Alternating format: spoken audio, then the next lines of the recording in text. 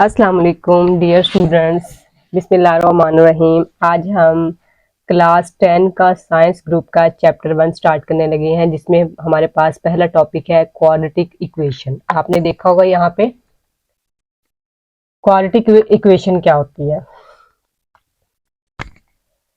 विच ऐसी इक्वेशन या an equation which contains the square.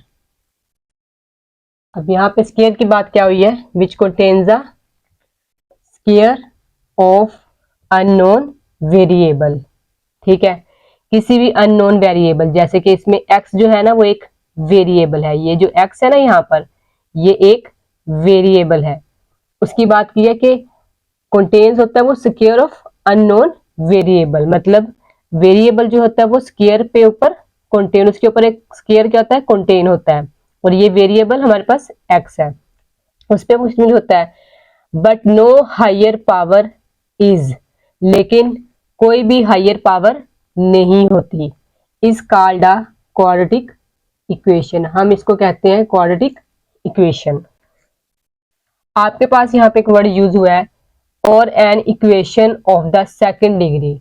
यहाँ पे हम इस इक्वेशन को जो है, इस इक्वेशन को हम सेकंड डिग्री इक्वेशन भी कहते हैं। क्यों? क्योंकि हमारे पास यहाँ पे जो पावर जो है ना वो हमारे पास है 2 स्क्वायर है, तो ये सेकंड डिग्री कहलाएगी। हमारे पास जो लास्ट पावर है वो हमारे पास सेकंड डिग्री है, तो इससे पता चल जाएगा ये आपके पास क्वाड्रेटिक इक्वेशन है, जिसमें आपके पास a और b c जो है वो एक रियल नंबर्स है। रियल नंबर्स तो आप पढ़ ही चुके हैं, ठीक है। अब यहाँ पे अब आपके पास जो होंगे a is not equal to 0, जिसमें आपके पास a जो है वो 0 के इक्वल नहीं होना चाहिए। फॉर एग्जाम्पल अगर a 0 हो जाता है, यहाँ पे मैं ले लूं कि क्वाड्रेटिक इक्वेशन में यहाँ पे a 0 हो गया है, तो ये आपके पास क्वाड्रेटिक इक्वेशन नहीं रहेगी। क्यों? क्योंकि ये आपके पास a जो है वो 0 हो गया, कोफिशिएंट जो इसमें है वो 0 हो गया, इस वजह से। ठीक है, तो हम इसको जो है सेकंड डिग्री ऑफ इक्वेशन को क्वाड्रेटिक इक्वेशन कहते हैं, और इसको इस तरह से लिखा जाता है। आइए हम इसकी कुछ एग्जांपल्स भी करते हैं। इस इक्वेशन में हमारे पास यहाँ पे जो आपके पास उसमें वेरिएबल्स की बात की गई है ना,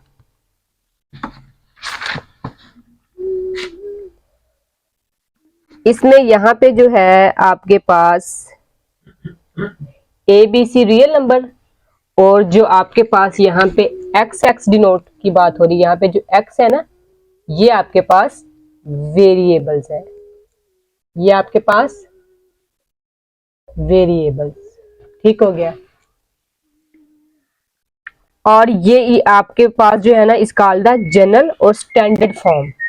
इस इक्वेशन को हम जनरल GEN जन,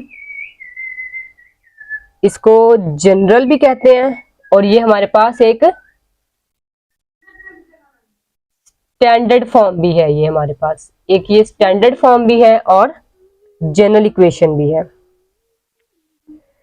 एक बात आपने यहाँ पे याद रखनी है, अगर a जो है वो 0 हो जाता है, ठीक है ना, अगर a फॉर एग्जांपल आपके पास 0 हो गया, यहाँ पे उसने कहा था ना आपके पास a 0 नहीं होना चाहिए, ठीक है। तो अगर आपके पास फॉर एग्जांपल क्वाड्रेटिक इक्वेशन में a जो है या फर्स्ट वाला कोफिशिएंट जो वो 0 हो जाता है, ठीक है, तो इसको हम जो है रिड्यूस कर सकते हैं अ लीनियर इक्वेशन में। अगर हमारे पास हो गया ना ये a 0x की square plus bx plus c equal to 0, ये तो हमारे पास हो गया 0, ठीक है। हमारे पास पीछे क्या इक्वेशन बची है, bx plus c equal to 0, तो ये रिड्यूस हो जाएगी लीनियर इक्वेशन में, मतलब ये एक लीनियर इक्वेशन बन जाएगी आपके पास। इसलिए आपके पास ये जरूरी है कि जो ये जो है वो इज नॉट इक्वल टू 0 नहीं होना चाहिए।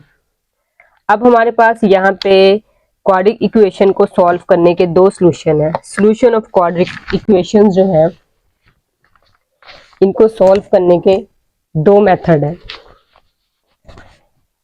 एक हमारे पास है फैक्टराइजेशन,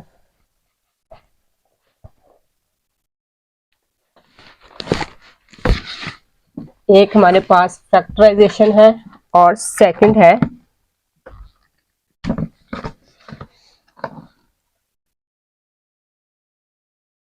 फैक्टराइजेशन।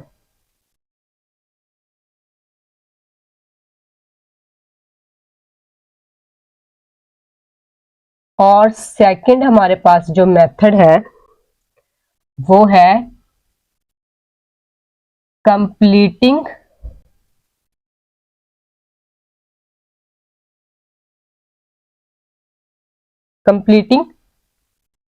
स्क्वायर।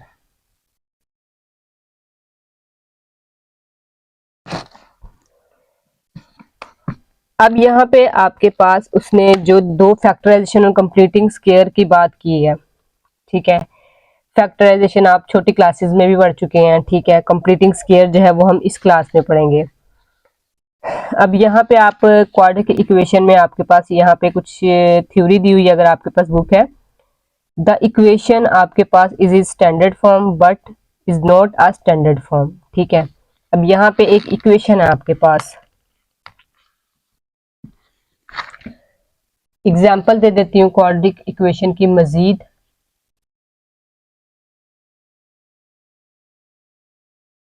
एग्जाम्पल है, एक एग्जाम्पल है x³ माइनस 7x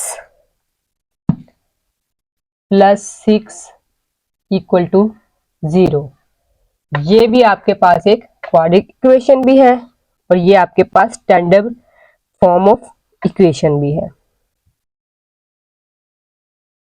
यहाँ पे are the examples of quadratic equation और x³ जब -7x प्लस 6 ये एक स्टैंडर्ड फॉर्म भी है, बट 3x², यहाँ पे एक एग्जांपल और दी गई है 3x³ plus 4x equal to 5 is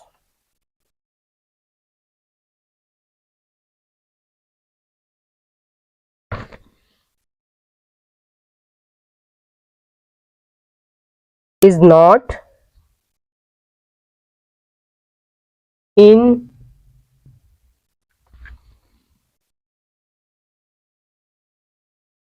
standard form.